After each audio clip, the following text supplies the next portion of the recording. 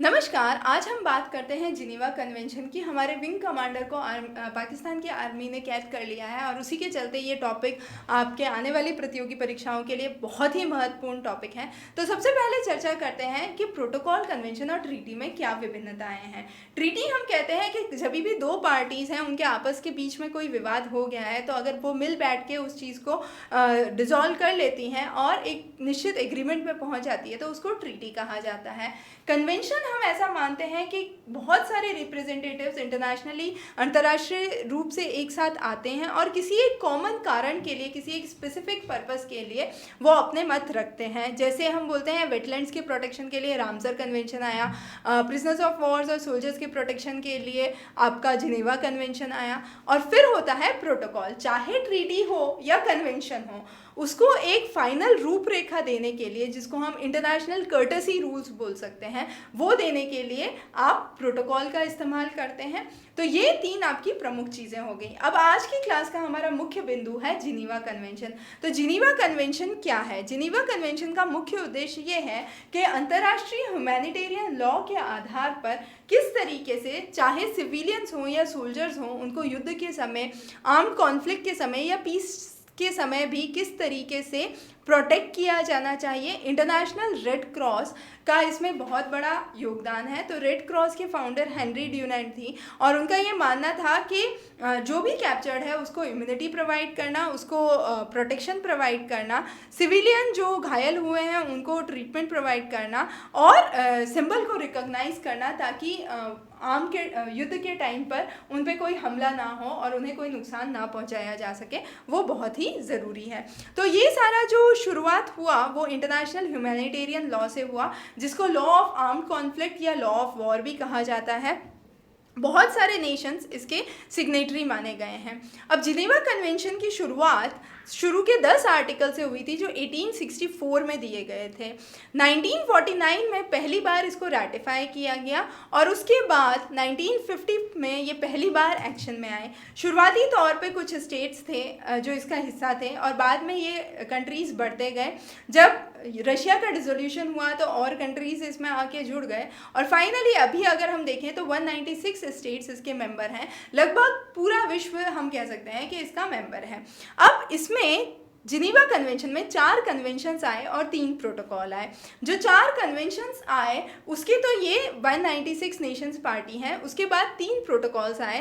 पहले प्रोटोकॉल में 174 नेशंस ने उसको रेटिफाई किया, दूसरे को 168 ने और तीसरे को 75 नेशंस ने रेटिफाई किया। तो ये भी एक इम्पॉर्टेंट क्वेश्चन है। इंडिया एक ऐसी कंट्री है जो चारों कन्वेंशंस को रेटिफाई कर चुकी है या सिग्नेटरी है। अब जो चारों कन्वेंशंस हैं उनमें आर्टिकल 3 जो दिया गया है वो चारों के लिए ही कॉमन है। इस आर्टिकल 3 में पहली बार ऐसा कहा गया कि नॉन इंटरनेशनल आर्म्ड कॉन्फ्लिक्ट की सिचुएशन अगर होगी तो वो भी इसका हिस्सा होगी।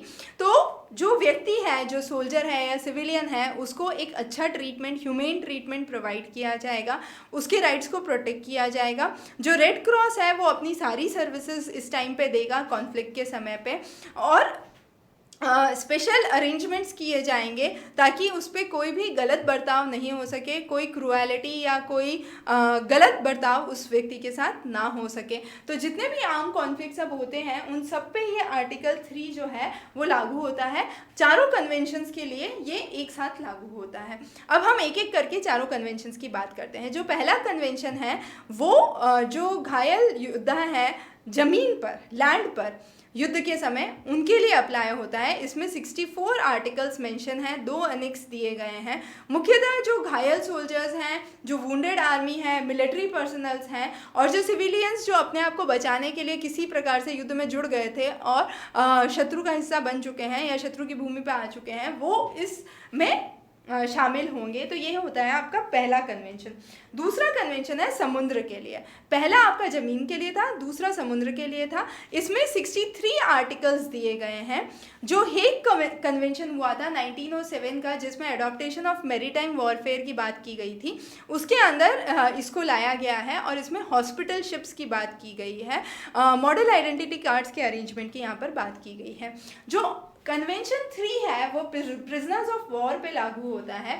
इसमें 143 आर्टिकल्स दिए गए हैं शुरुआती तौर पे जो प्रिजनर्स ऑफ वॉर कन्वेंशन था उसके 97 आर्टिकल्स दिए गए थे, पर इसमें 143 आर्टिकल्स लाए गए हैं। मुख्यतः जो प्रिजनर्स ऑफ वॉर हैं उनकी फाइनेंशियल कंडीशन कैसी है, फाइनेंशियल रिसोर्सेज कैसे हैं, उनको क्या रिलीफ मिल सकता है, किस तरीके से उनके साथ आप मददगार साबित हो सकते हैं, इसमें 5 एनेक्स दिए गए हैं जो कि मॉडल रेगुलेशंस बताते हैं और आइडेंटिटी कार्ड्स रिलीज़ करने में मदद करते हैं।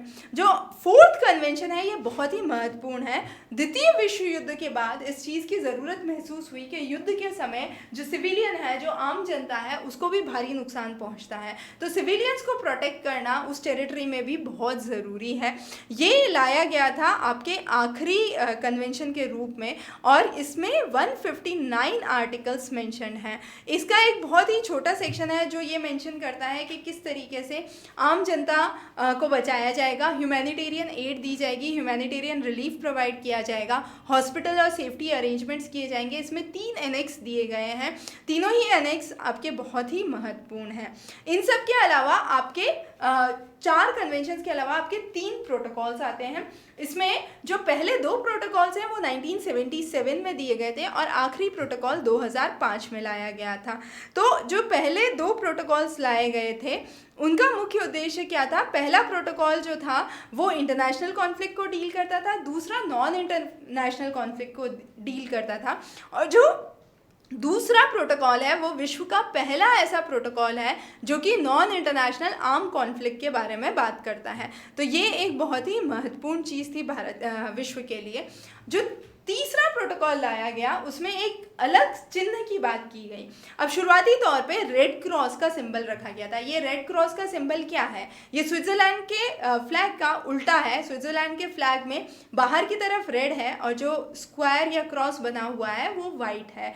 रेड क्रॉस का साइन उल्टा है, वाइट बैकग्राउंड पे रेड क्रॉस बना हुआ है। तो शुरुआती तौर पे ये सिंबल ह्यूमैनिटेरियन रिलीफ पर्पस के लिए माना जाता था और उन लोगों के लिए लगाया जाता था जो युद्ध के समय सोल्जर्स की मदद करने के लिए आते थे। हालांकि ओटोमन एम्पायर के टाइम पे ये माना गया कि ये सिंबल जो मुस्लिम जनसंख्या है उसको एलिनिएट करने के लिए रखा गया है, तो उन्होंने अपना एक नया सिंबल बनाया जिसको रेड क्रिसेंट कहा गया, जो कि आप यहाँ पे दूसरा सिंबल देख सकते हैं। ये रेड क्रिसेंट का सिंबल जब आया तो इसमें एक बहुत महत्वपूर्ण चीज़ हुई कि जब ओटोमन एम्पायर समाप्त हो गया तो टर्की और इजिप्ट ने इसी सिंबल को मानना शुरू कर दिया और बाद में पाकिस्तान भी इसी सिंबल को अब मानता है। तो इसके बाद ये ज़रूरत लगी कि एक न्यूट्रल सिंबल लाया जाए जो कि इन सब चीज़ों से दूर हो। तो तीसरा नया सिंबल लाया गया जिसको रेड क्रिस्टल कहा गया, इसको रेड डायमंड या रेड लॉरेंस भी कहा जाता है, और ये सिंबल अभी तक 75 राष्ट्रों ने रेटिफाई किया है। ये तीनों ही सिंबल प्रोटेक्शन के लिए हैं और इंडिकेट करने के लिए हैं ह्यूमैनिटेरियन कॉज को, जबकि एक और सिंबल है जो कि रेड स्टार माना गया है या रेड शील्ड ऑफ डेविड माना गया है। ये वाला जो सिंबल है ये सिर्फ एक इंडिकेटिव सिंबल है जो सिर्फ इंडिकेट करता है। प्रोटेक्शन के लिए अगर सिंबल काम में आएंगे तो आपके यही 3 सिंबल काम में आएंगे। तो ये एक बहुत ही महत्वपूर्ण टॉपिक है आपकी प्रारंभिक परीक्षा के लिए, मुख्य परीक्षा के लिए, जनरल नॉलेज के एग्जाम में, जहाँ भी प्रतियोगिता परीक्षाओं में आपके जिनीवा कन्वेंशन से रिलेटेड क्वेश्चंस आ सकते हैं। बहुत महत्वपूर्ण टॉपिक है। आगे हम और भी महत्वपूर्ण टॉपिक्स लेके आएंगे, तो आप जुड़े रहिए चैनल पे। बहुत बहुत धन्यवाद।